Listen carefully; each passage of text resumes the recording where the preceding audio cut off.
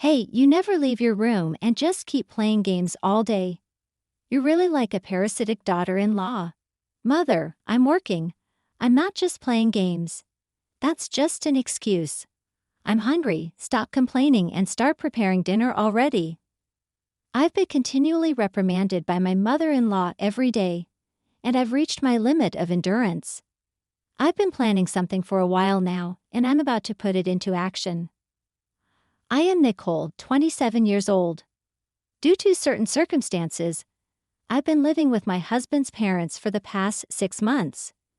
My husband's name is Alex. It's almost been 2 years since we got married.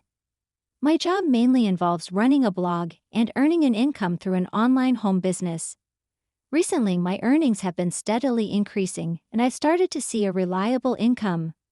I became interested in blogging in high school, which led me to immerse myself in the online world. Though I had some interest in romance like other women, I mostly stayed indoors with my computer, leaving little opportunity to meet men outside or have friends to introduce me to someone. So I thought of joining marriage activity websites and dating apps to find a partner. I checked various sites and registered on a dating app that made a good first impression, hoping earnestly to meet someone wonderful. I felt like this was my last chance. That's where I met Alex. What if he's different from what I imagined? I'll just find a reason to leave, feeling nervous. I waited at the meeting place, and then Alex appeared. He had a refreshing smile that made me blush. Sensing my nervousness, Alex engaged me in various interesting conversations. He was very good at talking and charming enough to captivate even a shy person like me. He took me to different places on our dates. Walking with Alex was a delightful moment for me, who had been facing the computer every day and going out less. A month after we met, I confessed, "I want to be with you," and we started dating. Looking back, it was surprising for a self-conscious and introverted person like me to confess. About a year into our relationship, Alex proposed, "Please marry me." I had no reason to refuse. "I'd be happy to," I answered. My parents liked Alex and welcomed him joyfully. They were secretly worried I'd remain single because I was always with my computer. I greeted Alex's family, thinking back. Alex seemed reluctant to talk about his family. I wondered why, but I understood when I met them. Alex's family consisted of his parents in their 50s, his grandfather, and his sister, 5 years older than him. His grandfather was kind and warm-hearted, but his parents and sister were somewhat formal and indifferent. It seemed that the grandfather didn't have a good relationship with the rest of the family. His father spoke roughly and seemed careless about everything. His mother, a flashy and individualistic woman, often bragged about graduating from a famous women's university. I felt that his parents might not be the type I get along with. His sister, also a graduate of the same university, seemed dissatisfied with only being able to work part-time despite her education. Though his parents both worked, their income seemed unstable, and they relied on his sister's part-time earnings and his grandfather's pension. Due to the family situation and financial issues with the wedding, Alex and I decided to get married without a ceremony, opting for a simple registration. Since Alex's apartment was too small for both of us, we decided to rent a new, slightly larger rental apartment. I needed a place to work, so we thought we could afford the rent if we split it. That's why we chose a slightly larger new home. About a year into our marriage, Alex, with a seriousness I had never seen before, started a conversation. "Nicole, I have something important to tell you. My grandfather back home is getting worse, and it's becoming a serious situation. But no one in the family is willing to help." Alex confessed that if his family wouldn't cooperate, he wanted to support his grandfather himself. Hearing this, I initially felt anxious about living with my in-laws, but I trusted Alex and decided to move in with them. So we moved from our apartment to Alex's family home. Once we moved in, we realized the house was smaller than we imagined. For 6 adults, there were only rooms for Alex's grandfather and sister, besides his parents' room. There was no room for us, so we had to share a room with his parents. My job involves working from home on a computer. To my in-laws, it seemed like I was just playing. I was always met with suspicion and frowned upon. One day, Alex's grandfather approached me, saying, "Nicole, I'm really grateful that you came here. Thank you so much, I appreciate it. This house is too small for you and Alex to live with everyone, right? So I'm thinking of extending it." Hearing this, I was surprised and stared at his face. He continued, "Nicole, you need your own room to work, right? Actually, I've already gotten a quote and started consulting about it. Don't worry, everything will be fine." He talked to me with his usual smile. After that, Alex's father contacted a friend's construction company, and soon the extension work began. The house had a large garden, so they planned to add 2 rooms there. The grandfather even paid for us to stay in a hotel while the work was being done. About a month later, the extension was completed and we moved back to the family home. Everyone was happy to see the newly renovated and beautiful house. "Wow, it's so beautiful. That guy really did a good job." I was surprised when my usually quiet father-in-law suddenly said this. I was so shocked and asked, "That guy? Do you mean his own parent?" I couldn't believe that such words would be used to describe one's own parent. Life began anew in the renovated family home, but I soon realized something. As Alex had said, his parents and sister really did nothing around the house. It was easy to imagine how difficult it would be to take care of the grandfather in such a situation. Nobody cleaned their rooms or did any housework. Everyone just ate pre-made meals or takeout in their own rooms. At first, I thought everyone was just busy, but in reality, no one did anything. I understood why there was so much plastic waste. Perhaps the grandfather had given up. He would buy his own lunch, prepare his meal, and eat alone. Concerned about the elderly grandfather's health, I offered one day, "If it's okay with you, I can cook meals for everyone."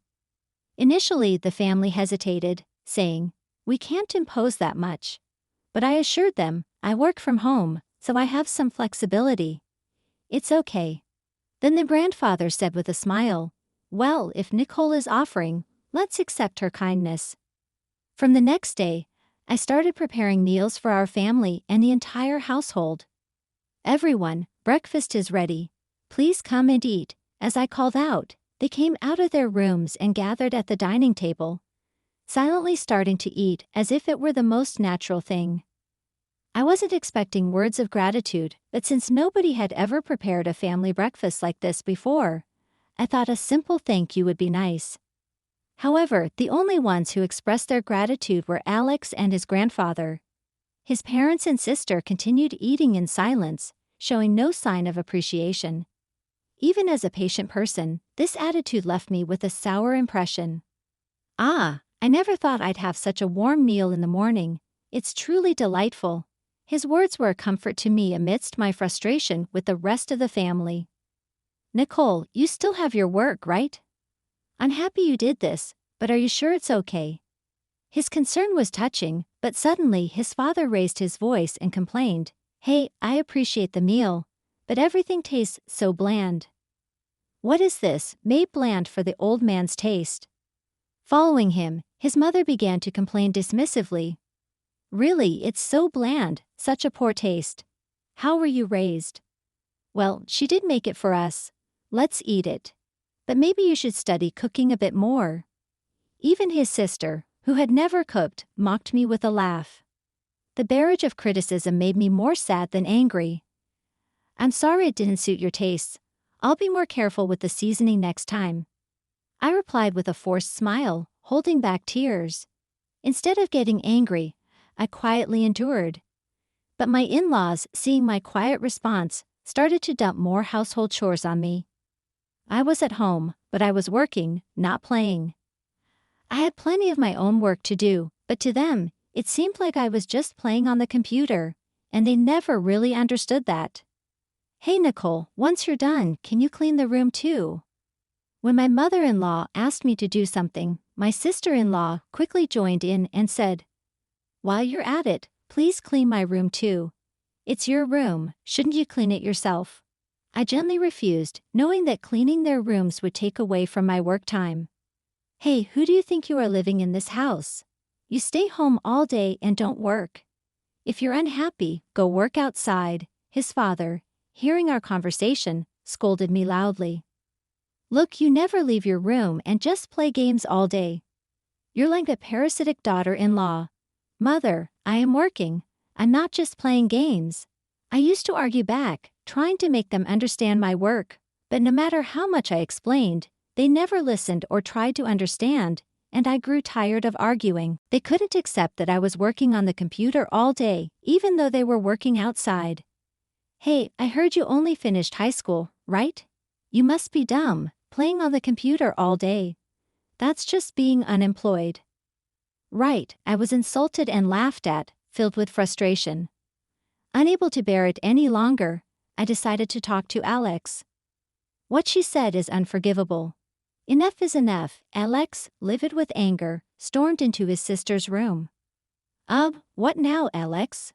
What do you want? She came out of her room annoyed and glaring at Alex. Hey sister, you don't understand anything, do you? Nicole is properly working, she's not unemployed, and she's not dumb, he shouted back at his sister. But she just scoffed and dismissed him. What can you possibly do and earn with a computer?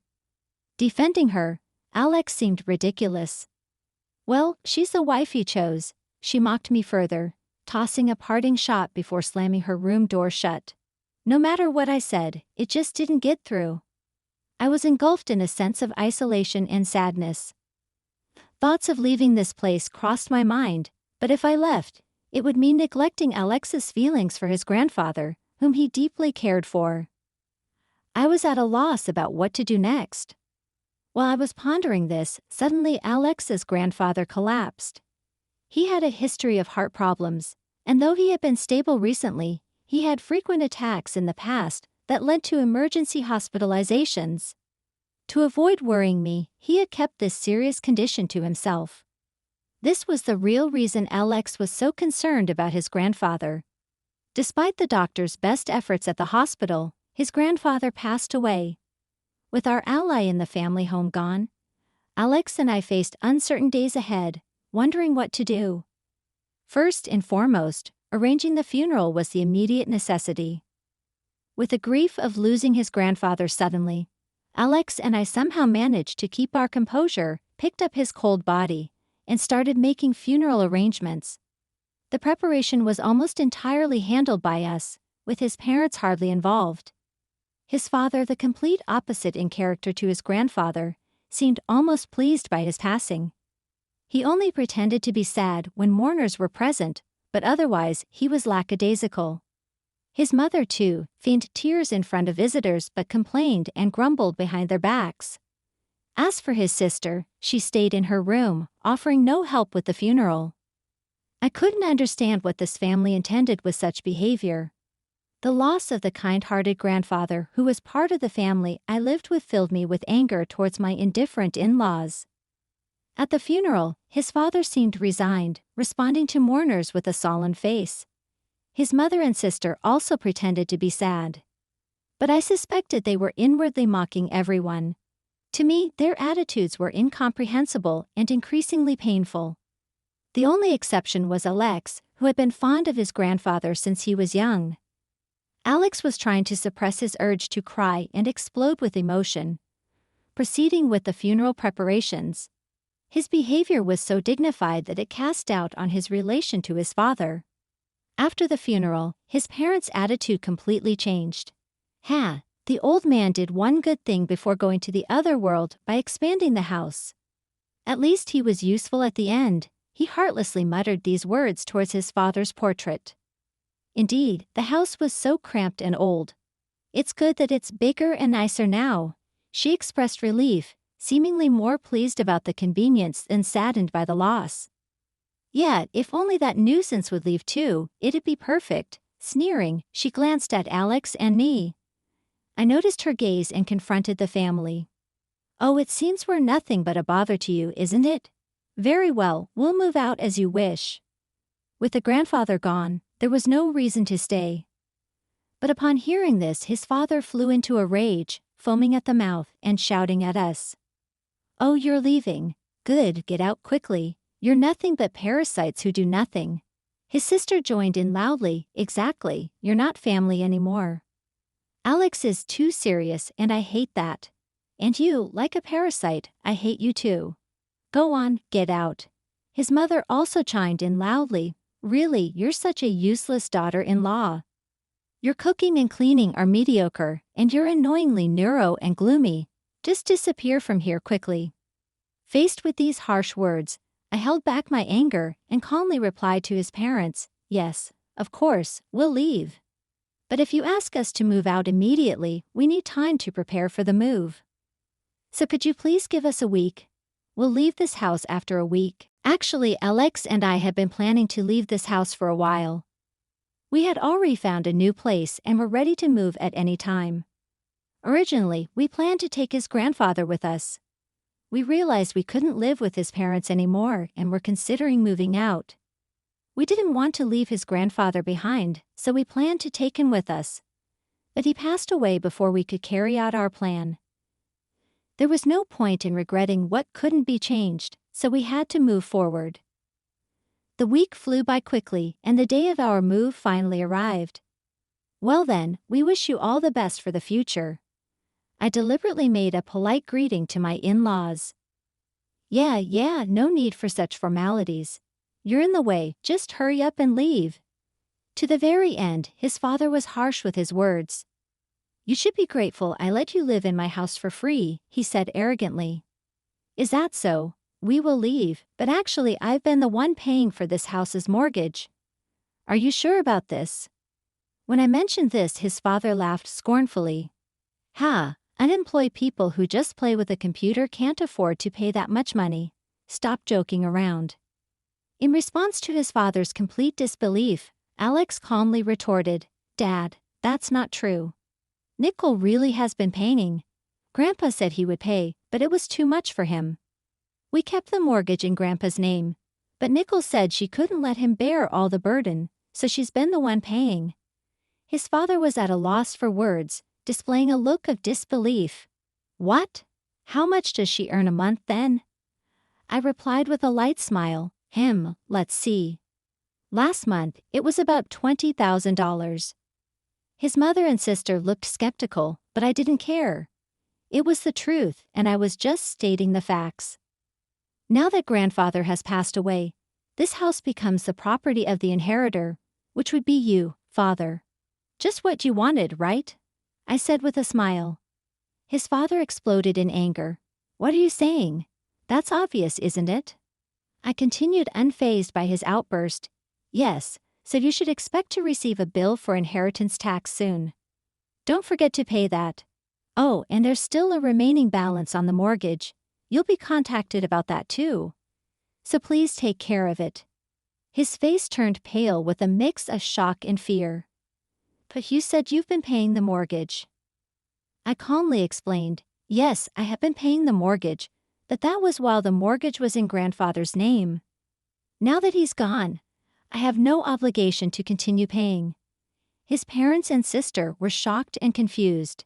His father, in a panicked voice, asked, "So how much is left on the mortgage?" I vaguely responded with a hint of sarcasm. I think about $100,000 is left." His father was speechless, realizing the amount was more than he expected. He slumped down in shock. I pressed on, "Oh, and about the new appliances and furniture we bought during the renovation, I paid for all of them. So the movers will come to pick them up later. Please be prepared for that." The in-laws were at a loss for words and couldn't come up with any rebuttal. But for us, we no longer had any connection with the family home, so we bid our farewell and left the family home. "Then this is really goodbye. Take care of yourselves." I smiled and turned my back on the in-law family, never looking back again. Alex and I then headed to our new apartment. I was surprised to feel absolutely no attachment to the family home or the in-law family. Arriving at the apartment and unloading our belongings, Alex spoke up, lost in thought. "You know, I was adopted into that family, but I could never really get along with them. I was surprised and looked back at Alex. But Grandpa, he always treated me kindly and cared for me. He's the only real family I've ever had. That's what I believe. I was moved by Alex's words, and he continued, Dad always told me to go out and work to bring in money. If it was unbearable, I reached my limit, so this is for the best this way. Alex's smile seemed relieved and unburdened. I imagine that by now, the movers would be arriving at the family home to pick up the appliances and furniture I had bought during the renovation. I had bought almost all new furniture, appliances, and dishes, so there would be hardly anything left except for the in-laws' belongings. Honestly, I might have left some appliances for the in-laws to use, but considering the humiliation and sadness I endured, I thought this was just about right. Sometime after our move, my phone suddenly rang. It was probably a call from the family home. I ignored it a few times, but the persistence made me finally answer. Hello, this is Nicole. Is there something you need? As I answered, the voice on the other end, shaking with anger, started yelling, Hey, what's this about the inheritance tax? It's so high. We didn't know about this. Why didn't you tell us? We can't possibly pay such high taxes, plus the mortgage and utility bills. How are we supposed to live? It was his father's voice, shouting. I had anticipated that they would soon struggle to make payments and face financial difficulties. I knew the area where the family home was located had rapidly increased in land value, resulting in high inheritance taxes. Moreover, his parents and sister had low incomes from regular employment, and they were barely getting by with his grandfather's pension. Well, if you find it difficult to make mortgage payments, perhaps you should consider selling the house to cover the costs. I said this coldly on purpose. But don't talk like that. We're family, aren't we? Help us out. I'm really sorry for everything. Please help us with the payments. I wondered why they were saying such convenient things only now. He sounded desperate, but I no longer considered them family. Us? I'm sorry, but my family is only Alex. He said he was adopted, so we've decided to cut ties. Please don't call us again. It's a nuisance. I hung up after those words. I could still hear angry shouts from the other end, but I had no intention of listening anymore. Months later, I happened to pass by the family home. There was a for sale sign with a real estate contact number in front of the now dilapidated house. Apparently, they had been forced to sell the house due to financial difficulties. Thinking that the house Grandpa expanded for us was wasted pained my heart with mixed feelings. I quietly passed by the family home. I never want to deal with people who treat their family so poorly and heartlessly again. According to the neighbors, due to financial difficulties, Alex's father resorted to borrowing money from consumer finance companies and even illegal lenders. He struggled with harsh debt collections and eventually decided to sell the house and use the money to pay off the debts. Yet he still couldn't pay off everything and now lives in a cheap, rundown apartment. The three of them are juggling multiple jobs, working tirelessly from dawn till dusk. As for us, after moving into our new home, we settled down and gotten accustomed to our new life. I now have my own workspace and can focus on my work. I'm busy running my new online shop. Alex's career is going well, and there's talk of a promotion. Sometimes I think back on the hardships we faced at his family home, but I've had enough of that. Now I feel incredibly happy living a quiet life with just Alex. Oh, and there's more good news. After the move, I wasn't feeling well, so I went to the doctor and found out I was pregnant. The pregnancy is going smoothly, and our baby is growing healthfully inside. We don't know the gender yet, but it's fun choosing baby items. Alex was overjoyed when I told him about the pregnancy. Having not been treated as family because he was adopted, this will be his first blood-related family. I'm sure his grandfather is watching over us joyfully from heaven. Alex the baby, and I look forward to our future together. We're both sincerely hoping for a safe arrival of our baby. Recently, I've also started knitting. I'm knitting socks for the baby, but it's quite challenging. I've been knitting and unraveling repeatedly.